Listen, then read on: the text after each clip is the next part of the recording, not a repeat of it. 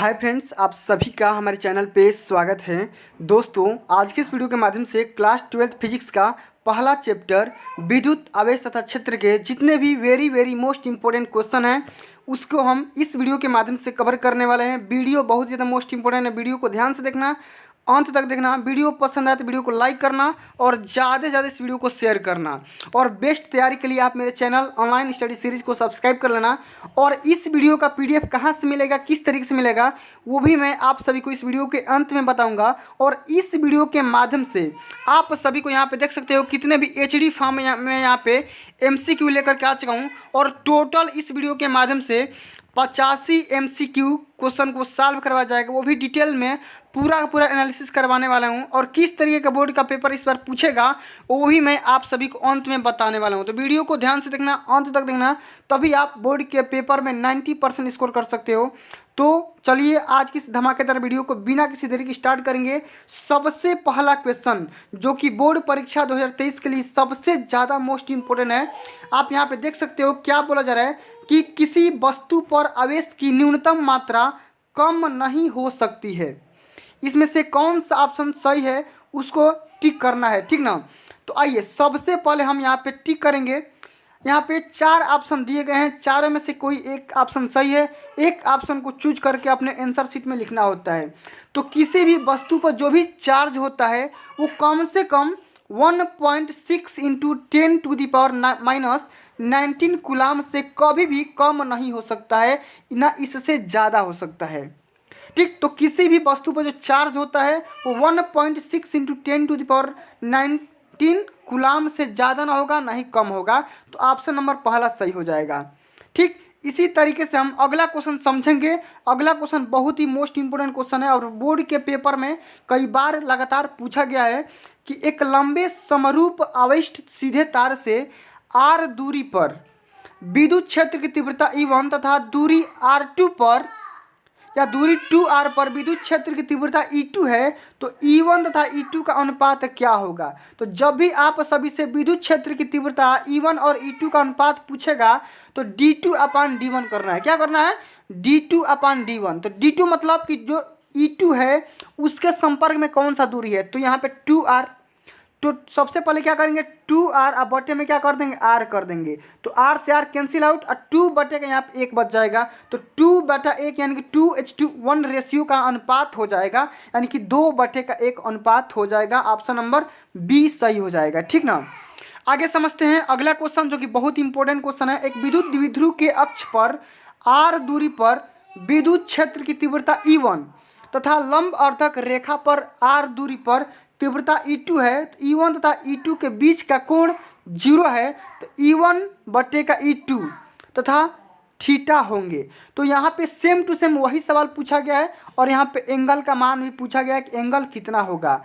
तो मैंने बता दिया कि जब लंब अर्धक होगा तो ये E2 बराबर क्या हो जाएगा, 1/2, I1 बराबर 1 हो जाएगा। तो इस तरीके से हम अनुपात निकालेंगे तो इसका भी 2/1 आएगा। लेकिन हम एक चीज़ का ध्यान रखेंगे, जो भी इसका एंगल बनेगा, थीटा बनेगा, वो 180 डिग्री पे बनेगा। कैसे बनेगा, 180 डिग्री यानी कि पाई पे बनेगा। ऑप्शन नंबर सी सही हो जाएगा इस क्वेश्चन का। ठीक, अगला क्वेश्चन कि आघूर्ण वाला एक विद्युत क्षेत्र या विद्युत द्विध्रुव क्षेत्र के साथ 90 अंश का कोण बनाता है, तब इस पर लगा बल आघूर्ण कितना होगा।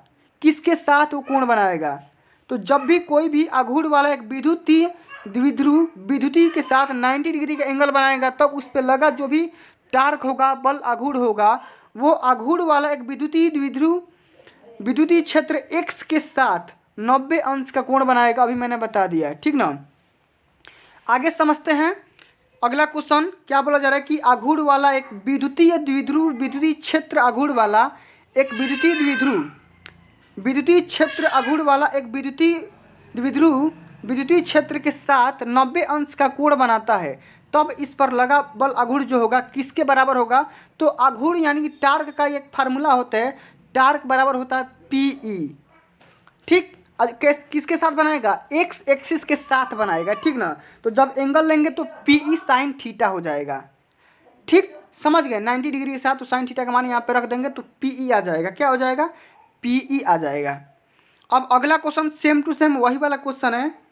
ठीक, कि आघूर्ण वाला एक विद्युतीय द्विध्रुव विद्युतीय क्षेत्र आघूर्ण वाला, ठीक, बल आघूर्ण तब अनुभव करेगा जब आघूर्ण वाला विद्युतीय द्विध्रुव अधिकतम बल आघूर्ण तब अनुभव करेगा जब आघूर्ण वाला एक विद्युतीय ध्रुव के साथ कितना अंश का कोण बनाएगा, तो बनाएगा 90 डिग्री का। अभी मैंने बता दिया जो 90 अंश होगा तो सबसे ज़्यादा अनुभव करेगा क्या, तो PE साइन थीटा के हिसाब से कर लो। अब साइन थीटा का कितना भी मान रखोगे तो 1 से ज़्यादा नहीं होता है, ठीक। अब अगला क्वेश्चन क्या बोला जा रहा है कि एक वैद्युत द्विध्रुव के केंद्र से 100 सेंटीमीटर की दूरी पर दो बिंदु A तथा B स्थित है, ठीक। A अक्षीय बिंदु है जबकि B निरक्षीय बिंदु है, तो वैद्युत क्षेत्र की तीव्रता A पर आघूर्ण वाला एक विद्युतीय द्विध्रुव विद्युतीय तब B पर तीव्रता होगा, तो B पे तीव्रता कौन सा होगा, इसका ऑप्शन नंबर डी सही हो जाएगा कि द्विध्रुव के केंद्र से 100 सेंटीमीटर की दूरी पर इसका रेंज होगा। ऑप्शन नंबर डी सही हो जाएगा, ठीक। अब अगला क्वेश्चन क्या बोला जा रहा है कि दो वैद्युत क्षेत्र रेखाएं एक दूसरे को किस एंगल पर काटती है, तो कोई भी विद्युतीय क्षेत्र रेखाएं एक दूसरे को कभी नहीं काटती है, कभी नहीं काटेगी। ऑप्शन नंबर डी सही हो जाएगा। अब अगला क्वेश्चन ये है कि विद्युतीय आवेश का क्वांटम ESU मात्रक होता है कितना के बराबर, तो ये होता है 4.78 इंटू 10⁻⁻10 के बराबर होता है। ऑप्शन नंबर पहला सही है। अगला क्वेश्चन कि एक विद्युतीय द्विध्रुव दो विपरीत आवेशों से बना है, किससे बना है कि दो विपरीत आवेशों से बना हुआ है, जिसके परिणाम 3.2 इंटू 10⁻19 कूलाम, फिर एक है -3.2 इंटू 10⁻19 कूलाम, उनके बीच की दूरी कितना है तो 2.5 इंटू 10⁻10 कूलाम। तो विद्युतीय द्विध्रुव का आघूर्ण कितना होगा, तो जब हम इसको कैलकुलेट करेंगे आघूर्ण कैसे निकालते हैं तो PE साइन थीटा के बराबर निकालते हैं, तो ये आपका आ जाएगा 7.68 इंटू 10⁻29 कूलाम मीटर के बराबर आ जाएगा। अगला क्वेश्चन यह है कि स्थिर विद्युतीय क्षेत्र होता है, तो कौन सा विद्युतीय क्षेत्र स्थिर होता है, तो संरक्षी वाला होता है। ऑप्शन नंबर ए सही हो जाएगा।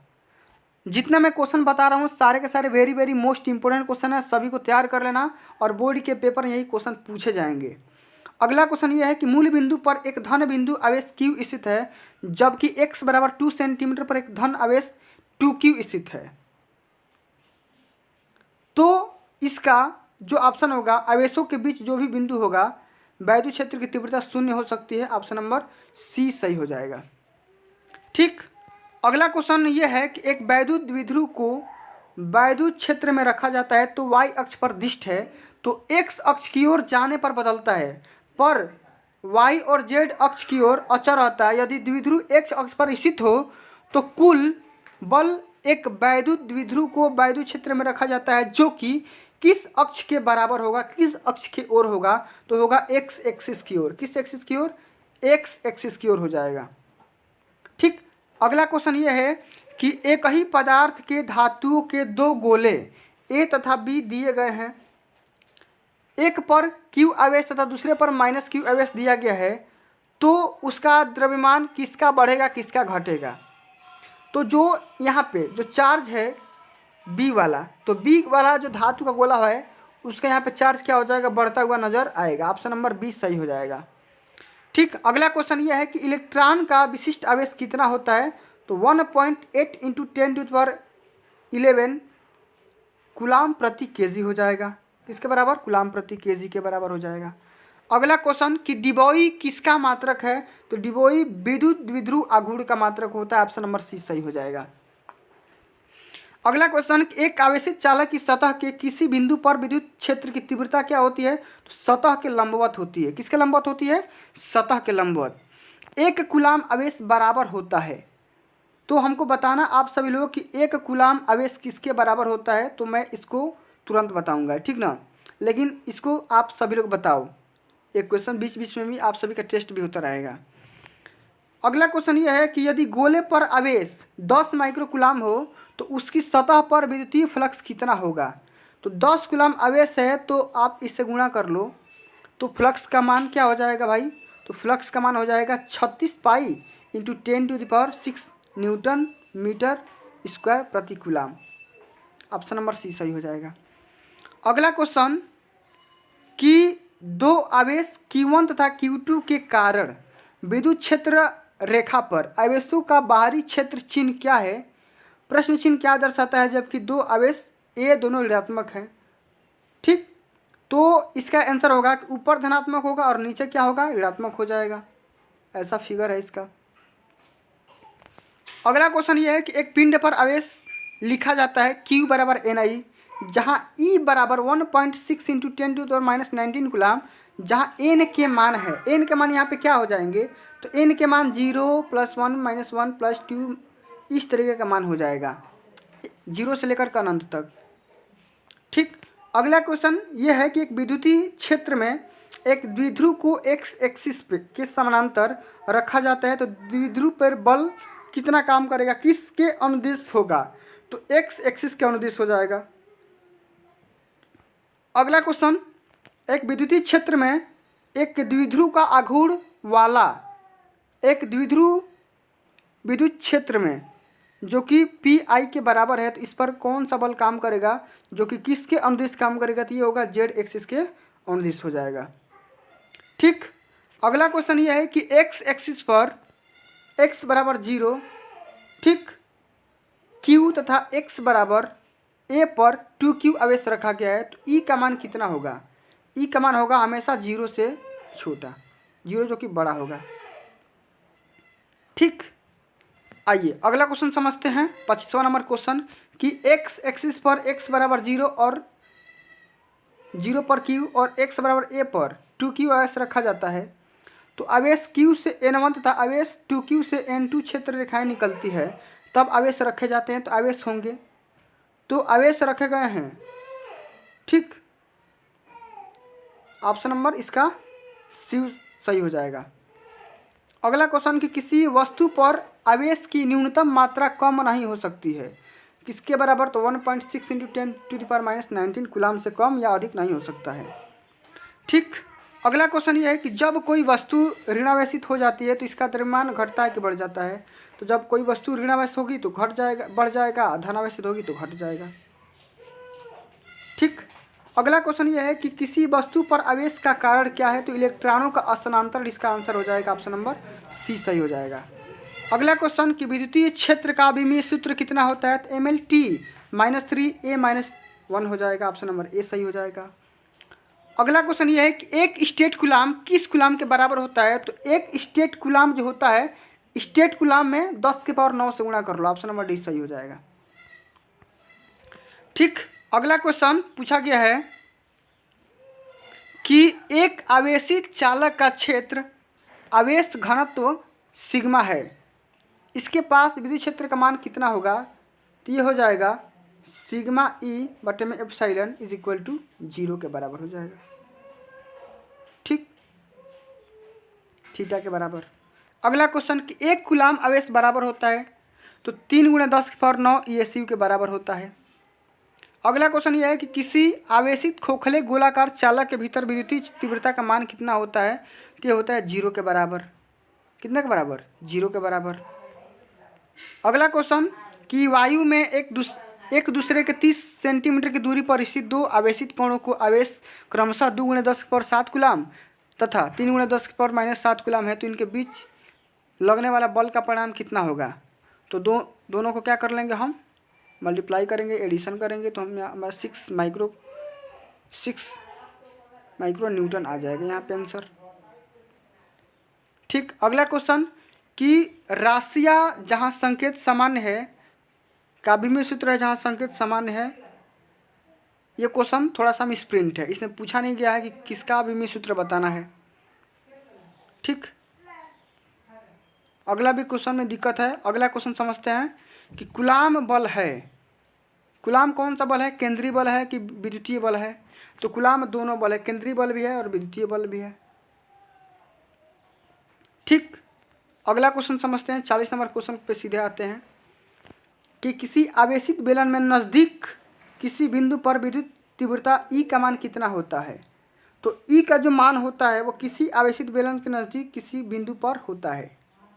ठीक, ऑप्शन नंबर बी सही हो जाएगा। तो फ्रेंड्स आज के लिए बस इतना ही, 40 क्वेश्चन ही रहने दे रहे हैं। अगले वीडियोज़ के माध्यम से हम और 40 क्वेश्चन को हम कवर कर लेंगे। ठीक, तो फ्रेंड्स आज के लिए बस इतना ही, मिलते हैं अगली वीडियो में। ये वीडियो आप सभी को अच्छी लगी होगी, हेल्पफुल लगी तो वीडियो को लाइक करना, ज़्यादा से ज़्यादा इस वीडियो को शेयर करना, और अभी तक आपने मेरे चैनल को सब्सक्राइब नहीं किया है तो सब्सक्राइब करके साथ में सारे बेल आइकन प्रेस कर लेना। मिलते हैं अगली वीडियो में, तब तक के लिए जय हिंद, जय भारत, वंदे मातरम।